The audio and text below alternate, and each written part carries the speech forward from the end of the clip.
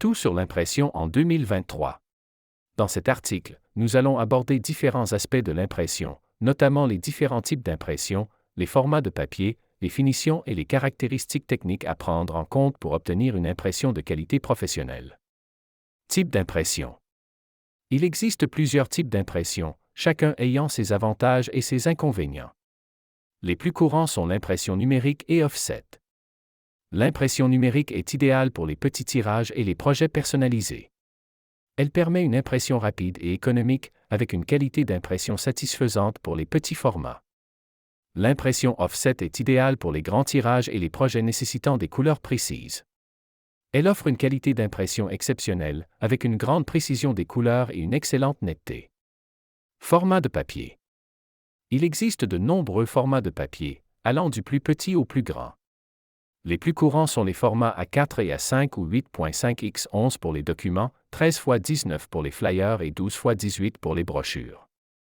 Il est important de choisir le bon format de papier en fonction du projet et du message que vous souhaitez transmettre. Par exemple, un flyer ou une brochure doit être facilement transportable et doit tenir dans une poche ou un sac à main, alors qu'une affiche ou un panneau publicitaire doit être suffisamment grand pour attirer l'attention des passants. Finition. Les finitions sont des techniques utilisées pour embellir ou protéger les impressions. Les plus courantes sont le pelliculage, le vernis sélectif et le vernis UV.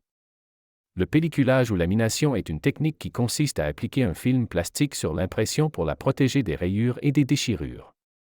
Il peut également donner un aspect brillant ou mat à l'impression, selon le type de pelliculage choisi. Le vernis sélectif est une technique qui consiste à appliquer un vernis brillant ou mat sur une partie spécifique de l'impression pour la mettre en valeur ou la protéger. Cette technique est souvent utilisée pour les logos ou les images. Le vernis UV est une technique qui consiste à appliquer un vernis brillant sur toute la surface de l'impression pour la protéger des rayures et des déchirures. Il donne également un aspect brillant à l'impression. Caractéristiques techniques. Il existe plusieurs caractéristiques techniques à prendre en compte pour obtenir une impression de qualité professionnelle. Les plus courantes sont la résolution, le mode colorimétrique, les marges et fonds perdus.